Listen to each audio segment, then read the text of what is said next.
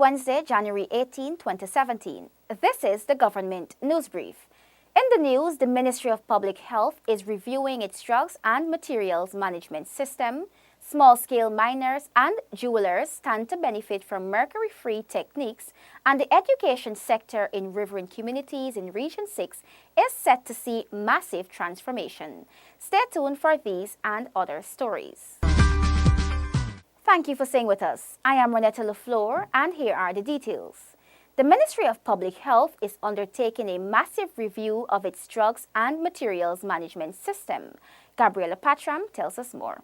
Drug procurement has been a major problem for the Ministry of Public Health, with numerous reports of persistent drug shortages across the 10 regions.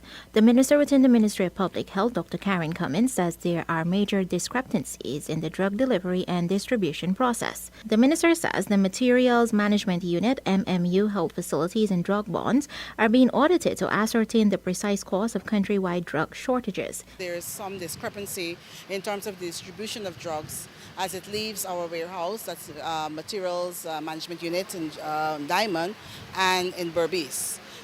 We have realized that we need to give the taxpayers value for their money, and so we've decided to come and to check out the discrepancies. We have found that some of the drugs that were ordered sometimes different from what is issued and what has been received, and so we have made note of that, and we're going to follow it up. Minister Cummins assures that the right process will be found and residents will get the service they deserve. In terms of our drugs, that's a big issue. We have made the news many times, our procurement. So we want to address that. And so that all in all, we want to ensure that as we deliver services in the regions, we're more or less delivering of service to the people. And we would like that to be improved. Approximately $5 billion is being spent annually to purchase pharmaceuticals and related supplies for the government hospitals and health centers. Several letters in the press and complaints have been brought to the Ministry of Public Health indicating drug shortages across all 10 administrative regions. For the Government News Brief, I'm Gabriela Patram. Small-scale miners and jewelers stand to benefit from mercury-free techniques being shared by Conservation International, CI. CI today introduced a supply chain approach to eliminating mercury in Guyana's artisanal and small-scale gold mining sector. Tiffany Rodius reports. Vice President of Conservation International Guyana, Dr. David Singh, says the project is part of the growing need to build an integrated approach by which the gold mining sector can participate more effectively in the green economy.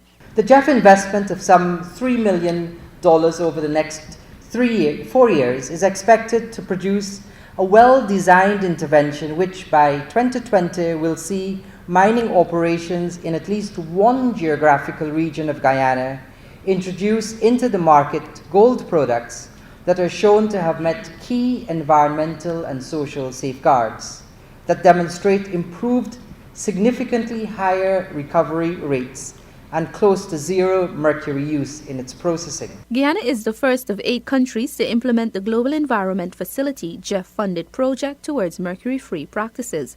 Minister of Natural Resources Raphael Trotman says the project takes an integrated approach to very critical issues that will guide the achievement of Guyana's green economic vision. This project, we believe, captures and addresses the essence of the many issues that we seek to manage in an extractive industry sector that is bracketed within a green and sustainable development agenda. The project will support artisanal and small-scale enterprises through the creation of policies and market incentives. It will also connect them to supply chains and markets which use less or no mercury in the extraction of gold. For the Government News Brief, I'm Tiffany Rogers. Government will be investing large sums of money to upgrade the education system in riverine communities in Region 6. Delon Sanko has the details. Region 6 Chairman David Armagon says that the Barkar Primary School in Kanji River is slated for major upgrade. Armagon says that the government will be providing the necessary facilities to upgrade the community into an NDC. The government is putting some focus in Barkar in terms of that community and to bring up that community because even though it's not done from our budget, some other works are being done there in terms of putting in a recreational center that will cost over $30-40 million too. But that is not being done by us. I understand it's being done through the Ministry of communities. Armagon notes that it has been challenging to retain teachers in the riverine communities due to lack of accommodation for them. He says that the region will be constructing living quarters for teachers in Baracara. We are putting in living quarters now in the Baracara area to make sure that we can have teachers. I'm going to be pay them what is called out of tongue allowance, right, a hinterland allowance or a riverine area allowance. And then once they get that and they get comfortable accommodation, I think people would be more inclined to go there rather than having to punish it as they're doing presently. Meanwhile, in the region's 2017 budget, $16.2 million was allocated for furniture and equipment for all schools. The regional chairman points out that every year a large sum of money has to be spent on furniture and equipment. We're dealing with children here again, and what we find is that very often, although you put in new furniture, and I'm saying the furniture, I'm not saying that the furniture is also of very good quality. We have problems with quality of furniture going into these schools because some of them are not up to standard too. And the students also must bear some responsibility for breaking up some of these furniture because, you know, they play and they push the furniture around and they hit each other. And that's some of the play, some of the ways. And the teachers have to be more careful now in terms of supervising what we're giving to them. A sum of $96.8 million was allocated in the region's 2017 budget for the education sector. This sum will go towards a massive transformation and upgrade of the education sector across Region 6. Delon Sanko for the Government News Brief. The minister with responsibility for labor is working effortlessly to ensure workers' treatment are in accordance with the laws and regulations of Guyana. Find out more from Zanili Williams. Minister within the Ministry of Social Protection responsible for labor, Keith Scott, led a team of officials from his department on site visits to several companies today. The visits are part of an ongoing effort to ensure that companies are adhering to labor laws, regulations, and salary stipulations. And we're looking at to see whether the necessary laws in terms of labor, occupational health and safety are being observed. And also we offer to see if you have any problem that we can help. Our job is not to come here to put it down or to attack anything, but to see how we can help you, to help us to maintain a stable industrial climate in Guyana.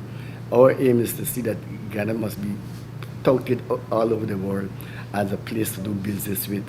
Today's visits were to the Chedijagan International Airport, where China Harbour Engineering Company Limited is carrying the expansion project, and to Bounty Farm. Project manager of China Harbour, Kevin Liu, says he is grateful for the minister's visit and the proposals put forward by the minister. Today, I'm so appreciate the Minister of Labour Social Protection coming to site, have a visit.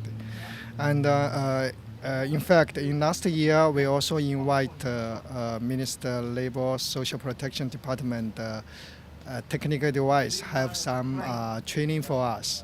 So make sure we are 100% is comply with local lawyer for the labor. Minister also have some very good proposal to us to just mention to us how to make sure we are protect our local employer, and also told us how to protect ourselves. So that is very useful. The visits are part of the ministry's efforts to ensure that all workers' rights are protected and companies are operating within the ambit of the local labor laws and regulations. I am Zanil Williams for the Government News Brief. Mashramani celebrations this year will have strong hinterland participation. Neola Damon tells us more. This year is a significant one for the youth organization participating in the Mashramani celebrations. Event coordinator for the Children Mashramani, Desiree Wiles Ogle, says that anyone can apply to participate in the celebration. We also have for the parade children's organizations that could come on stream in terms for the competition, and so we have places like the Hinterland Scholarship Program.